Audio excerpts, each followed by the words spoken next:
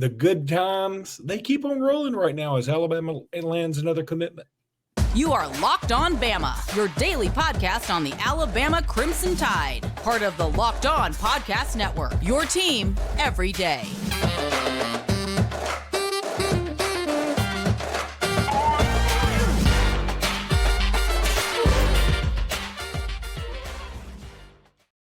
Hey, everybody, and welcome back into Locked On Bama. Luke Robinson, that's me. Jimmy Stein, that's him. This episode is brought to you by FanDuel, and I'll tell you about FanDuel in just a little bit. Meanwhile, thank you for making us your first listen every single day. You guys are the absolute best. Jimmy, Alabama has landed another Washington transfer commitment. Germie Bernard. Germie making people sick. If you saw the last episode, you know what I'm talking about. This is a good – above average wide receiver. This is a very good player. You really do believe, and I do too, that he will be in the first team rotation next year. And that's even if Alabama ends up with Ryan Williams. So I think this is a big pickup for Alabama. And also, you can't state this enough. It's not just that this wide receiver is a good player. He is. It's not just that he's a good player and we lost some wide receivers to the portal. We did. But it's also a wide receiver that is familiar with this offense. And I think that's very important. And it's not just picking up a dude who was at, say, Oregon State or Indiana and that we think is pretty good and he's coming in here to learn the offense from DeBoer and Grubb. He already knows these guys pretty doggone well. Yeah, it's all those reasons, not just one, but you have to start with the talent. Really good player. Signed with Michigan State, was a top 300 player, meaning, this was an elite, 4-star prospect signing with Michigan State out of high school. Ironically, catching passes from Peyton Thorne in his true freshman year before Peyton Thorne would eventually transfer to Auburn. Tell those guys back then at Michigan State, hey, one day you'll be at Auburn and Germie will be at Alabama. But that's funny how life moves in this portal world. But Germie goes to Washington where he becomes really their wide receiver 4. He was also kick returner, punt returner, part-time, racked up some stats there. And the 3 receivers in front of him, though, were great players. Obviously, Rome Odunze, who's going to be a top 5, top 10 pick in the NFL draft, was ahead of him. Can't fault him for that. The other 2 wide receivers are NFL players, definitely kind of day 2 type guys. He was just waiting his turn. We compared it in the last show to the Jamison Williams situation when J-Mo was at Ohio State and he was wide receiver 4. Look who was ahead of him. Garrett Wilson, Chris Olave, and Jackson Smith and Jigba. So it's sort of a similar situation. In terms of who he's replacing, to some extent, Luke, I think Germie Bernard is replacing Isaiah Bond. I think he's a Bond type player. I'm not saying it's apples to apples or they're identical, but I think in terms of skill level, I think in terms of impact he can make, in terms of targets, receptions, and yards, now throw in the fact that he's very likely to be Alabama's punt returner, kick returner. This is an Isaiah Bond level impact player in terms of the production. And by the way, I think Bond had about 700 and something yards of production for Alabama this year. Germie Bernard had 700 and something yards of production at Washington this year. And he a little different than Bond. Bond's a little smaller, faster. Germie Bernard is certainly quick. That's why he returns punts, but he's 6 foot 200. This is a Jermaine Burton sized kid that's got a little bit more Bond type talent. So big pickup, like you said, Luke, familiar with the system. He can help his teammates. Should be a leader in the room. This will be year 3 for him as a college football player. Talented, experienced, leader in the room. Another good pickup here. Makes sense because of the portal right now is full of Alabama, Washington, and Arizona guys. That's who's in the portal. That's who's there. So it makes sense for Kalen DeBoer and Ryan Grubb to bring with them the players from Washington that they feel can help them even at an Alabama. So you got to trust their judgment on this. And all indications are Germie Bernard is a good player and he's going to help us out. First of all, really hoping that there's no technical glitches tonight. I know, Jimmy, you have slightly frozen on me a couple of times, but I think it may be. I'm at a Fairfield Inn in Mobile right now, so I probably don't have the best internet connection in the world. So I apologize for that in advance. But going back to Bernard, I think it's a wonderful pickup. Of course, we're all waiting on Jabbar Muhammad, who it looks like he's going to end up taking that Oregon visit. And I mean, you never know. I mean, he's been out west for a good while now, and Oregon's, they got a bag. They might throw it at him. Who knows? Texas is also involved, certainly. And Noah Carter, it looks like he will end up in this class, the second-rated player out of Arizona, and he's been committed to Washington. He didn't sign with Washington, right? He just committed. He did. No, he signed with Washington, okay, but has been released from his national letter of intent. So he is free to sign. He's a free agent. It's not like a portal situation. He'll be a signee, but he did actually sign with Washington and was released. We're optimistic at BOL, optimistic that Noah Carter will end up in this class at Alabama. An interesting date, Luke, and I should know more about this than I do, but the drop ad deadline for this semester at Alabama is Wednesday. So I think to be enrolled this semester, that's a hard deadline. So Noah Carter, we should hear something solid from him before Wednesday. That's my understanding. Now, that being said, you don't have to enroll at Alabama this semester to play on the football team this fall. You can just do whatever the heck you want this semester, hang around Tuscaloosa or not, and then enroll June 1st, and you'd be perfectly fine for the fall. But most kids would rather be in school this spring so they can participate in spring practice. The coaches would prefer that too. So I would keep an eye on something happening with Noah Carter before Wednesday. Oh, okay. That would be a really nice pickup, certainly. Because, I mean, that's another thing that's so funky about all this. You can't trust the rankings anymore because, I mean, even when they're signed, sealed, and delivered, they may transfer out immediately like some people have done. And that's what we're going to talk about in this next segment is we're going to talk about some of the guys that have left Alabama, where they've gone. Is it a surprise? And just what we think about all that.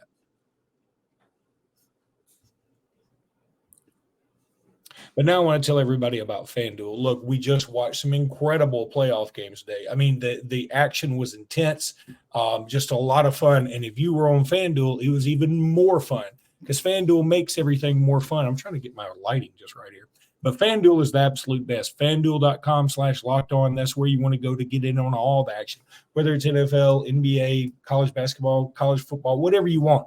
They've got it at FanDuel. And right now you can get $150 in bonus bets, whether you win or whether you lose with any $5 bet. So go check out FanDuel.com. I promise you, you will not regret it. So many fun things do. They got this parlay hub you can check out. They got the same game parlays, same game in-game parlays. So, I mean, like while the game's going on, you can make bets on various things. It's so much fun.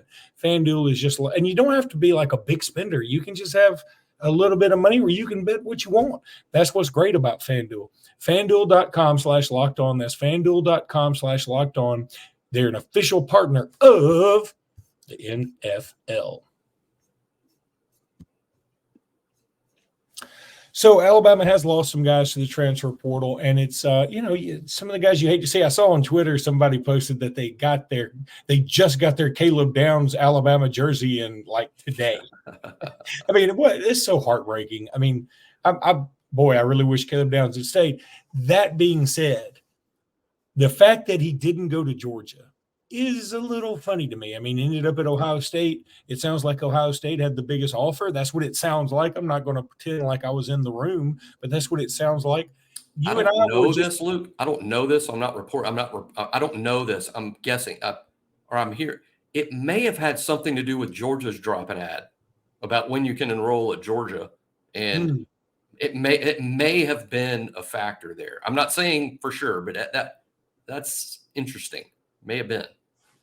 Boy, how long then before schools start really changing their drop ad for the football stuff? Because the football stuff is so incredibly powerful and financially and so important financially that, and we all see where this is going. Like take the student out of student athlete, that pretty soon is just going to be like, yeah, you can sort of show up whenever you want. Maybe football thought they could get like some sort of waiver process and sort of like, oh, well, we can take care of this, and then found out through the president's office, no, you cannot. Or at Georgia, no, you cannot. I mean, they do pretend at least to take their academics super seriously over there. I don't know. I don't know what all I just read whispers and read things that make some sense, because I was surprised as everybody else when Caleb chose Ohio State over Georgia. But a buddy's reminded me, when Caleb Downs committed to Alabama, Ohio State was sort of second place for him, so maybe we shouldn't be surprised. Okay, I get that. And also Julian Sayin has wound up at Ohio State. Well, he committed to Bill O'Brien at Alabama. That was the quarterback coach he was going to play for. That's who he committed to. Again, it shouldn't be a surprise in that regard. I know it surprises a lot of people that listen to the show, but Bill O'Brien is highly respected within the industry quite a bit, and Sayin is now committed to him twice.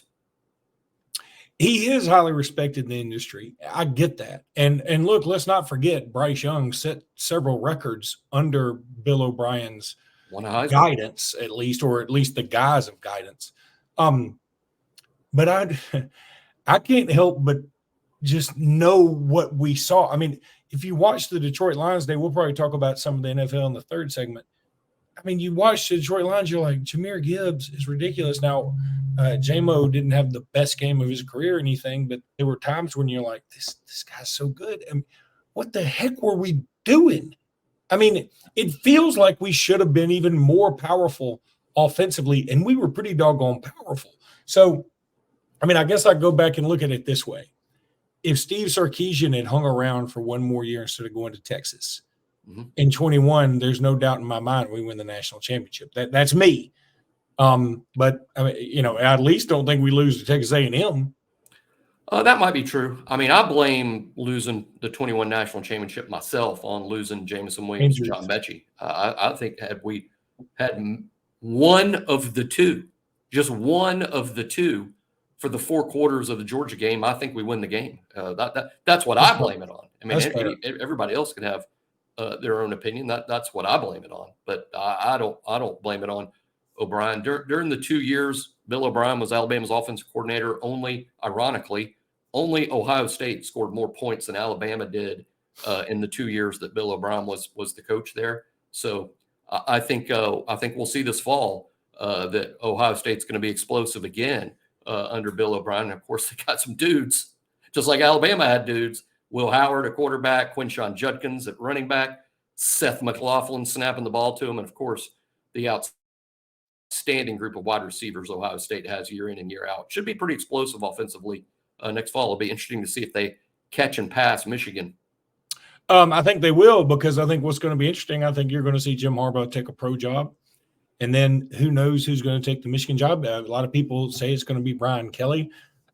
I'd be a little surprised, but maybe not. I mean, we're guessing. I'm going to go Harbaugh to the Chargers, and Michigan just bumps up that offensive coordinator, the offensive line guy. What's his name? Sharon Moore. Sharon Moore. That's my guess. Now, I don't know. I think it'd be more interesting if they hired a Brian Kelly, and boy, that sets the dominoes rolling. That would be fascinating. What if Brian Kelly takes the Michigan job, Lane Kiffin takes the LSU job? Oh my gosh! Now you got 30-day portal windows opening at Michigan, LSU, and Ole Miss. That deep into the spring practice starting 56 days from today. It's nuts how those dominoes could set off. But I think the dominoes won't set off. I think Michigan just promotes from within and goes with Sharon Moore. I could certainly see that too, but boy, I really like what you said. That would be fun to play out even better, because the thing that would be great, at least from Alabama's perspective, I think the one team that would suffer the most in all that would be Ole Miss, because I think they'd lose a lot of folks they got in the portal. Like they'd just be portaling right back out. I mean, this thing is so cuckoo bananas, and I don't know how the heck we're going to get a hold of all of it. Goes to Ole Miss, would Pete Golding be Ole Miss's head coach? Oh my gosh. Can you imagine? Maybe. I mean, crazier things have happened, but I guess, and I think Lane would take that job. And then Lane Kiffin. How about Bill O'Brien? They've hired an Alabama OC before.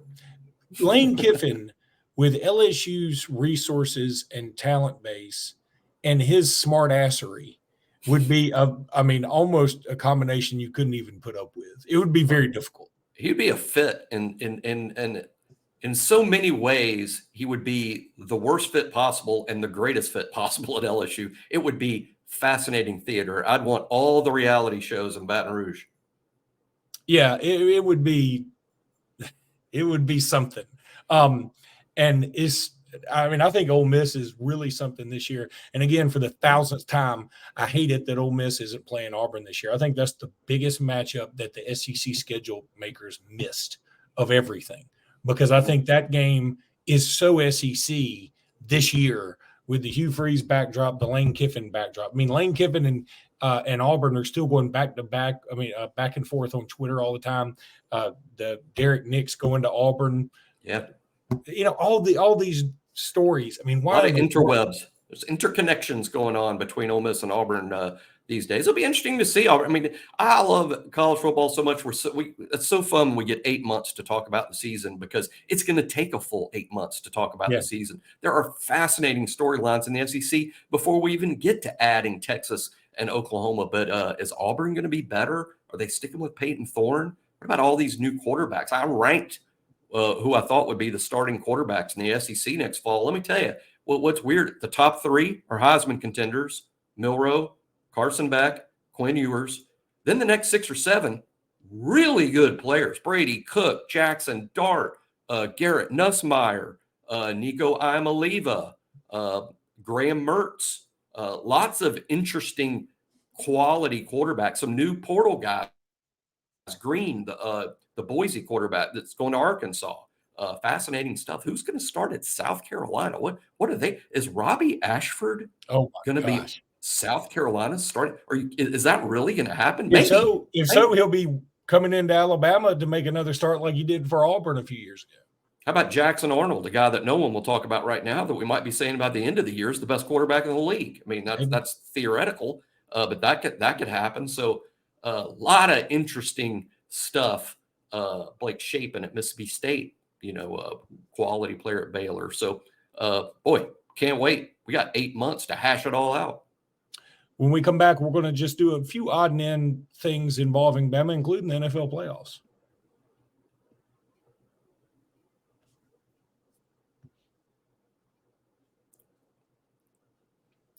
I'm enjoying these NFL playoffs.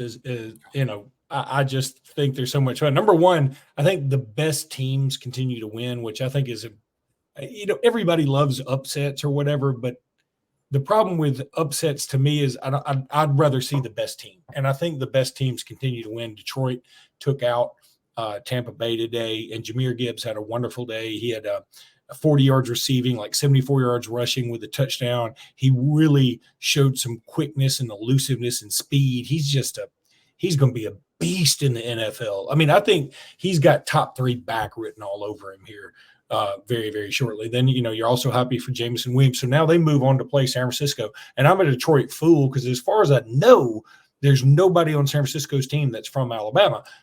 So I'm Detroit. Cam Latu is injured reserve there. That's right. So he would get a Super Bowl ring.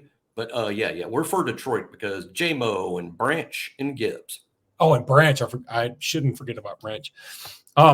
He blitzed on the Baker Mayfield interception that sealed the game for Detroit to win. Branch blitzed. Baker had to get rid of it before he wanted to through that pick. Then, of course, on the other side, you just had Kansas City get a win over Buffalo. God, you got to feel for Buffalo. I mean, they just can't. I really was sort of pulling for it this afternoon as I was riding down to Mobile. I was like, you know what I kind of want? I don't really have a vested interest in anybody in the NFL. I've always been sort of a Dolphins fan because they've always had a bunch of Bama guys. Like when I was younger, they had Tony Nathan, Bob Baumhauer, those kind. But I thought a Buffalo-Detroit Super Bowl in Vegas would set that town on fire. I mean, I really did. I thought that if Detroit goes to Super Bowl, that's going to be one of the toughest tickets maybe ever. I mean, it's already going to be an incredibly tough ticket. Allegiant Stadium is unbelievable. I've taken a tour of it. It's fantastic.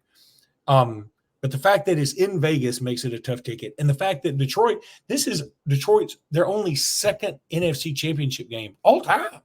That's amazing considering how long they've been a franchise.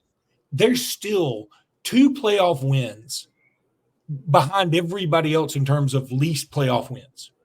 They're not like 1 win away from like being in the bad bunch. They're 2 wins away from it. Yep. And what a story. And it's great that they have the 3 Alabama guys. Definitely what I'm pulling for down the stretch. I just think it's going to be really hard to beat San Francisco, who has all that playoff. Ironically, playing a San Francisco team's got all this playoff experience. Seems like San Francisco's been in the playoffs and in the championship game for multiple years. Harbaugh got them there like 3 years in a row, and I think they lost all 3 years. No, they lost 2 of the 3 years that Harbaugh got them to that point. Now they're, I think, back-to-back years in the championship game. I like San Francisco's playoff experience to win out.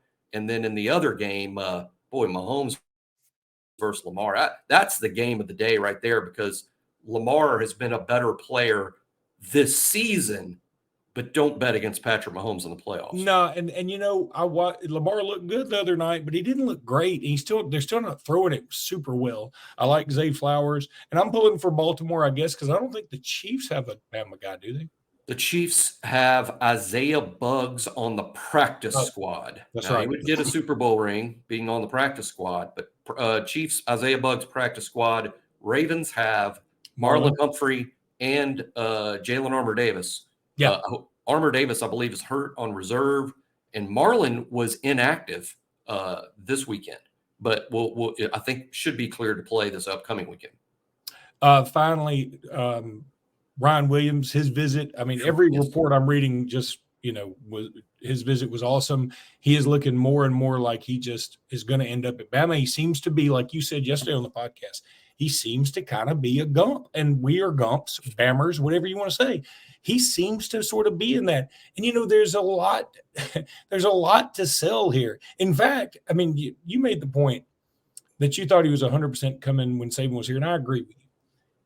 If you're Ryan Williams, honest to God, I think you should want to come to Alabama more now than you did when it was Tommy Rees at the offensive coordinator position. I think now you should want to come more than you did before. Where is he going to go? I mean, that's the thing about, and who knows what's driving all this, and it could be NIL and massive sums of money, and I get all that, and I would get it. But what's it? I put it this way. I mean, if I'm his agent and I'm talking, and Ryan's like, "What do you think I should do?" I'm like, if the Alabama staff is too new for you, if this is too new for you and too much of a shock that you didn't really know who Kalen DeBoer was 3 weeks ago, and now he's going to be your coach, and you never heard of Jamarcus Shepard, and now he's going to be your wide receiver coach. If that's just too much of a shock to your system, then you should sign with Texas, because KJ Lacey's committed there.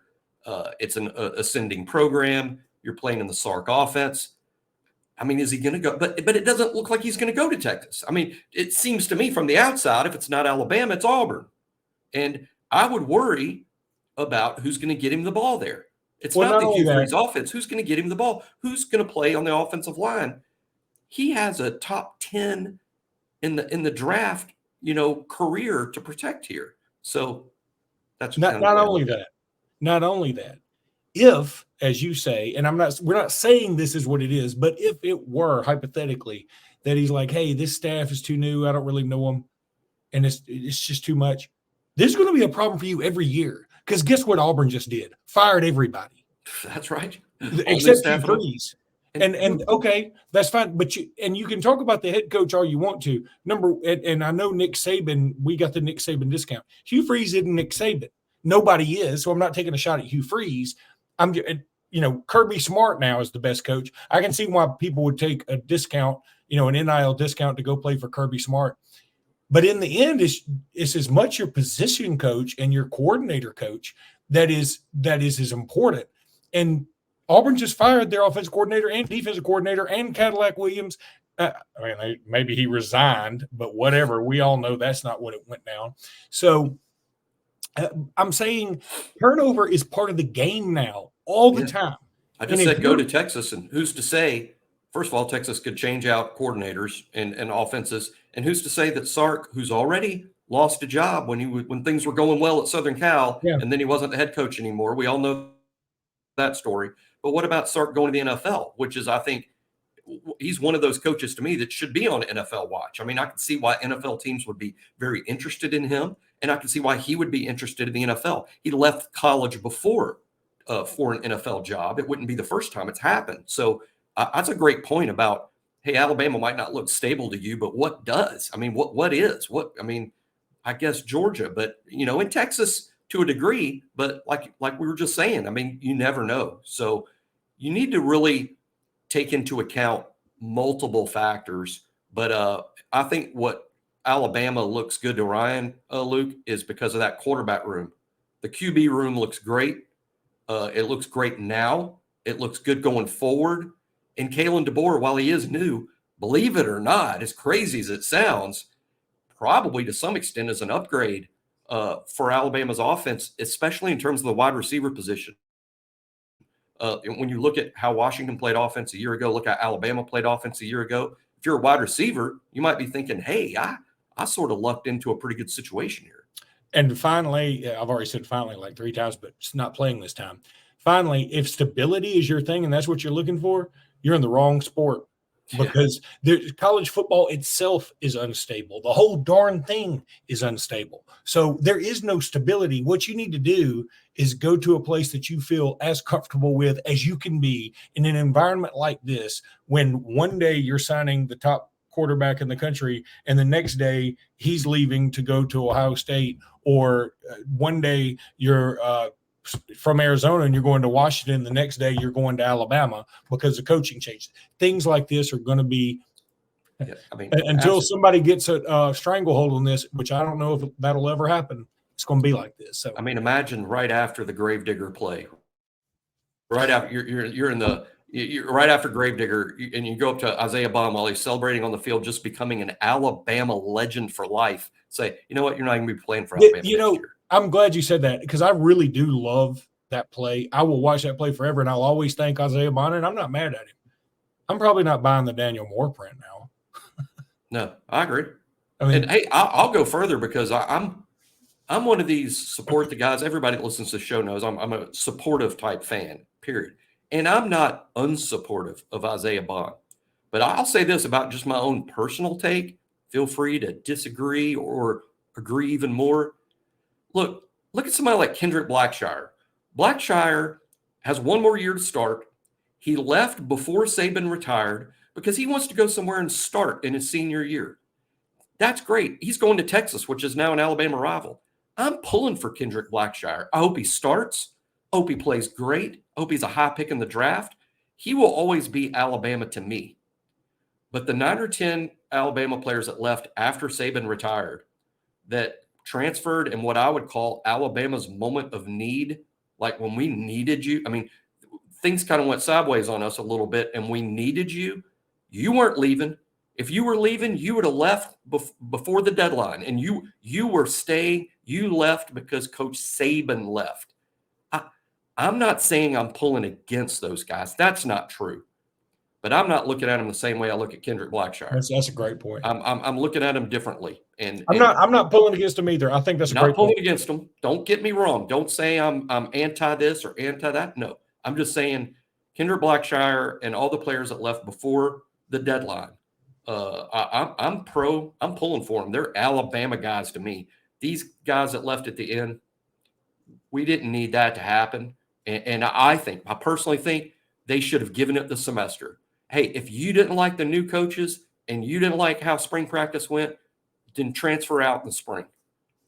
That's what they should have done, in my opinion, all of them. And I'll end it with this.